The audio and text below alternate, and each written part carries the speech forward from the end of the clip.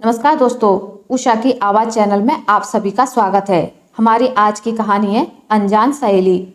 माँ, तुम कहाँ गई? हाँ, मैं यहाँ किचन में हूँ। क्या हुआ बेटा? सीता भागते हुए आई। माँ, मेरी नौकरी पक्की हो गई है। सीता यह सुनकर फूली ना समाई। वो अपने बेटे के लिए बहुत खुश थी। पर माँ, मुझे बेंगलुरु जाना होगा। मुझे इसी हफ्ते ज्वाइन करना है। वहाँ जाकर फ्लैट लेते ही मैं तुम्हें अपने साथ ले चलूँगा। यह सुनकर सीता कुछ निराश हुई, पर वह अपने बेटे के लिए बहुत खुश थी। वह और उसका बेटा, यही उनका संपूर्ण परिवार था। वह दोनों एक दूसरे के लिए जी रहे थे। बनारस की गलियों में ही उसका जीवन व्यतीत हुआ। यहीं वह पली बड़ी और यहीं उसका विवाह हुआ। पड़ोस की मिश्राइन और शुक्लाइन उनकी प्रिय सखियां थीं, जो उसका सुख दुख में साथ देती थी। कुछ ही दिनों बाद सिद्धार्थ अपनी माँ को अपने साथ ले जाने आया। भारी मन से अपनी सहेलियों से विदा लेकर वह बेंगलुरु चली गई। सुना है यहाँ कोई किसी का हालचाल भी नहीं पूछता? उदास मन से उसने सिद्धार्थ से पूछा। मैं पूरा दिन कैसे बिताऊंगी? वहाँ शुक्लाइन और मिश्राइन भी तो नहीं होंगी। मैं हूँ ना माँ, सिद्धार्थ ने मुस्कुराते हुए कहा। सीता भी उसकी बात सुनकर मुस्कुराने लगी। बिल्डिंग के नीचे खड़े होकर वह बिल्डिंग को निहार रही थी। इतनी ऊंची बिल्डिंग? वह मन ही मन सोच रही थी। माँ चलो, सिद्धार्थ की आवाज़ सुनकर वो थोड़ा सक पकाई। हाँ हाँ चलो। वे अपने फ्लैट पर पहुँचे। सीता सोच रही थी कि अब मुझे इसकी आदत डालनी होगी। छोटे शहर से बड़े शहर का सफ़र इतना आसान नहीं होता। कुछ ही दिनों में उसे महसूस हो गया था कि सब यहाँ अनजान और अजनबी हैं। कोई किसी से कोई मतलब नहीं रखता। अपने बेटे के ऑफिस जाने के बाद सीता सारे काम निपटाती। बहुत दिल चाहता तो अपनी सखियों से फ़ोन मिलाकर बात कर लेती, पर वो कहीं ना कहीं थोड़ा उदास रहती थी। सिद्धार्थ समझता था, पर वह जानता था कि कुछ ही दिन में माँ को आदत हो जाएगी। एक दिन सीता बाजार से कुछ सामान लेकर आ रही थी, तो उसकी मुलाकात प्रीति से हुई। उसका एक छोटा सा बच्चा भी था। वह पहली महिला थी जिसमें सीता से इस तरह अपनेपन की बात की थी। अब वह दोनों अक्सर मिलती। कभी कभी प्रीति जब पार्क में अपने बच्चे को ले जाती तो सीता भी साथ जाती। दोनों घंटों बातें करते। सीता खुश रहने लगी थी। उसे नई सहेली जो मिल गई थी, पर ना जाने क्यों कभी कभी सीता को एहसास होता था कि बिल्डिंग की औरतें उसे ना जाने क्यों अजीब नज़रों से देखती हैं। आपस में खुसर पुसर की बातें भी करती हैं, पर उसने ज़्यादा ध्यान नहीं दिया। यह शहर उसके लिए अनजान था और यहाँ के लोग भी। कुछ खास था तो उसकी नई सहेली प्रीति।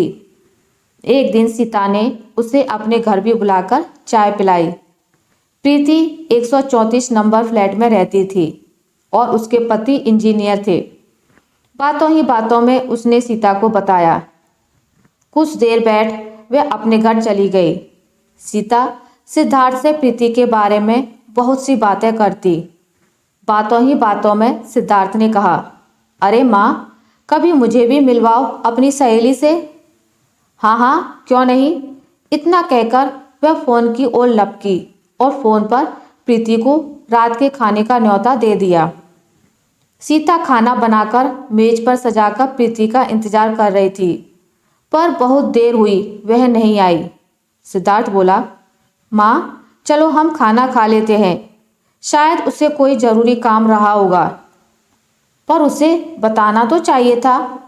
सीता इसी उधेड़बुन में थी। दोनों खाना खाकर सोने चले गए। सीता करवटें बदलती रही और प्रीति के बारे में सोचती रही। ना जाने क्या परेशानी रही होगी, क्यों नहीं आई। सीता ने अगले दिन उसके घर जाने की सोची। बेटे के ऑफिस जाने के बाद वो उसके फ्लैट पर पहुंची, पर वहाँ बड़ा सा ताला लगा हुआ था। वह निराश होकर वापस आ गई। अभी वह दरवाज़ा खोलकर अंदर पहुंची ही थी कि फ़ोन की घंटी बजी। उसने दबे मन से फ़ोन उठाया, पर यह प्रीति की आवाज़ थी। प्रीति की आवाज़ सुनते ही उसने कई सवाल एक साथ दागे। अरे, कहाँ थी तुम? कल क्यों नहीं आई? हम तुम्हारा इंतज़ार कर रहे थे। अरे, मेरे बच्चे की तबीयत खराब थी, मैं उसे डॉक्टर को दिखाने ले गई थी, अभी वापस आई हूँ, प्रीति ने कहा। अच्छा, तो अब कैसी तबीयत है बच्चे की? मैं तुम्हारे घर गई थी, वहाँ ताला लगा हुआ था, सीता बोली। हाँ, मैं बस अभी आई हूँ डॉक्टर के यहाँ से। अच्छा चलो, फिर बाद में मिलते हैं, प्रीति ने कहा। शाम को सीता ने सिद्धार्थ को पूरी बात बताई। सिद्धार्थ बोला, माँ, हमें उसके बच्चे को देखने जाना चाहिए। सीता बोली, हाँ हाँ, कल हम जरूर चलेंगे। पर वह दोनों जब उसके फ्लैट पर पहुंचे तो वहाँ ताला लगा हुआ था।